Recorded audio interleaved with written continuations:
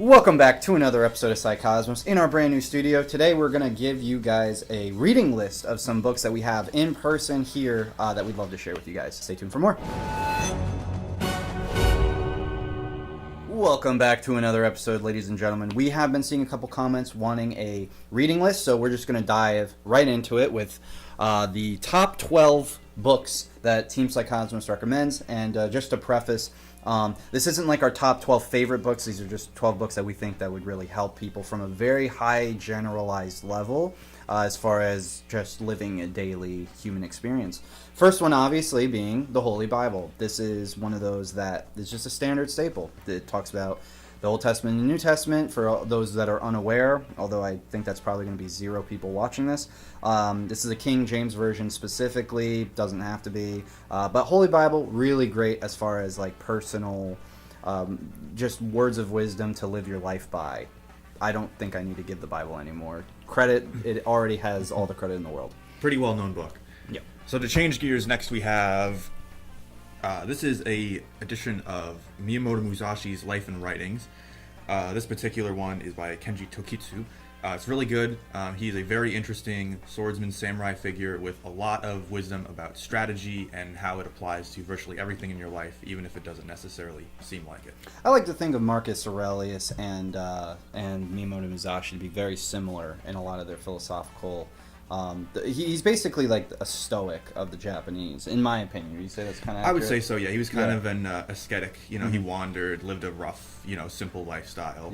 Yep. Very interesting character. Next, we have the Ancient Secret of the Fountain of Youth. It's a very small book. Again, we're actually going to go in order from like less difficult to more difficult. Musashi's probably more difficult than this, but even still, this is by Peter Kelder. Ancient Secret of the Fountain of Youth, very small read. Talks about a lot of really great yoga poses for activating sacred secretion, kundalini, and such like that. So really, really tiny, small thing. It's got great yoga.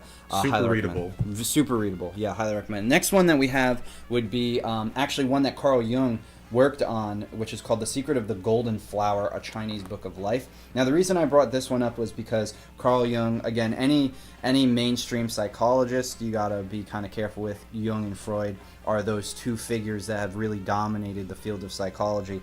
And Jung, especially, I would say, is the more esoteric of the two. Freud is great, but I really like Carl Jung. Jung talks about kundalini. He makes references to sacred secretion in this, although, again, doesn't explicitly say sacred secretion. It's more of a modern term that we're using. But chrism, kundalini, that kind of stuff, Jung actually talks about it in this book. So, and it's one that people don't know. People think that his little red book is the one that's kind of the esoteric hidden one. But I would actually argue it's Secrets of the Golden Flower.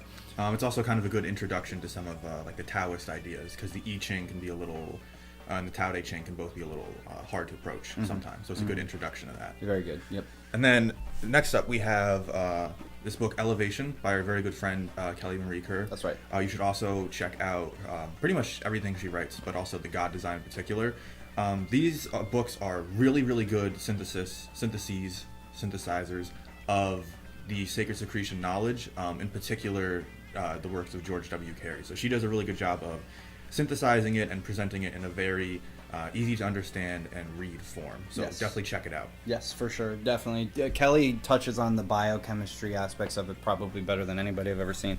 Another great work would be the Essential Zohar. This is if you are interested in learning anything about Kabbalistic wisdom, Zohar, or anything of the like. Really, really good piece. There's a lot of other pieces I could have chosen, but this is the one that I actually physically own. Like again I said, we're going off of what we physically own. There are better books, but this is a really, really good introductory piece for Kabbalistic wisdoms if that's something that you're really looking to learn more about. The next two are actually, they have the same title. They would be both The Cosmic Serpent by Victor Klube and Bill Napier and The Cosmic Serpent, DNA and the Origins of Knowledge by Jeremy Narby. Both of these showed up in my life at very specific moments of time within about a year and a half, 2 years of each other. This one is definitely the more expensive. This one you can still buy on Amazon. This one you can't really get anymore. So I'll start with this one. This one is one that I actually got Kelly Marie Kerr on Really good book. I saw that in her latest book, The Cell of Life. She quotes this book, so I'm glad that she took my recommendation. Guy talks about ayahuasca, DMT, talks about DNA, very heavily talks about DNA. Really, really interesting work talking about how energy manifests itself in spiral forms. And then this one was actually more of a part 2, believe it or not. These books had nothing to do with each other, and yet this book, which was written by a number of PhDs, I think it was written by 3 PhDs, this is very heavily science-based, talks a lot about astrology and astronomy, a lot of science and quantum physics and math and things like that. But at the end of the book, which is actually why I picked this up, they discuss and detail some very, very heavily scientific theories, which I think is why this book is removed. The version that I have came from some Iowa City public library that hasn't been checked out since the early 90s. I bought this for $300. It was worth every penny because of the amount of information I got out of this. The end of the book actually makes a ton of theories about basically the Bible and different religious texts, different religious mythos, taking and pulling from astrology and astronomy. And basically, I mean, in my opinion, they prove it.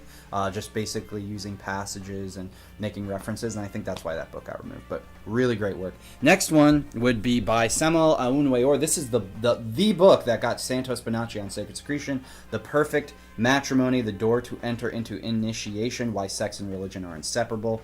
This book discusses sacred secretion quite a lot. It is definitely not the most complicated book on this list, but this is where we start hitting complications. I mean, this last book I said is full of physics and math and stuff, and I would argue that this one is maybe even a little bit more difficult to conceptualize.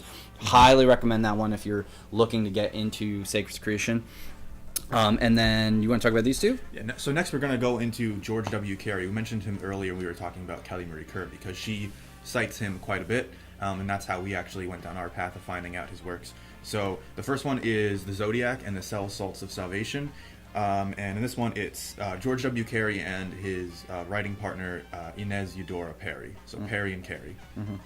And in this one, he talks about these biological components called cell salts. And they're basically inorganic compounds that do the majority of the work, the heavy lifting of actually making new cells in your body and repairing it and stuff. So very, very important, and they all have astrological correspondences based on your zodiac sign.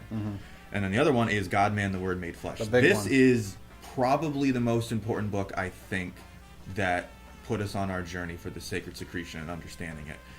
Because George Carey, I think, is the one that talks about it directly, probably more than any other author that we've come across, except for maybe Kelly Marie Kerr, but then maybe Harold Percival. Yeah, but then at least Kelly draws heavily on him. So, but if you want to understand where this all comes from, the idea of the claustrum releasing the fluid and being differentiated by the pineal and the pituitary, and it happening when the moon is in your sun sign, all that great stuff.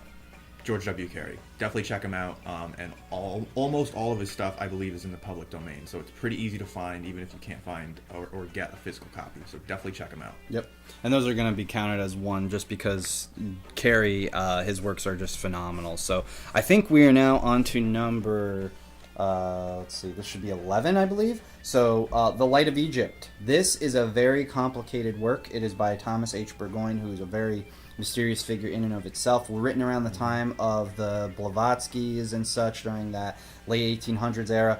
This book is probably what I would attribute my number one source for understanding astrological interpretations and the science, as it says actually, the science of the soul and the stars. That's a perfect title for it. I don't really need to get even deeper than that.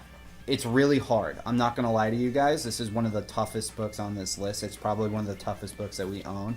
Really deep, wonderful information. And this last one, number 12. This is the special one. This is really the big kahuna here.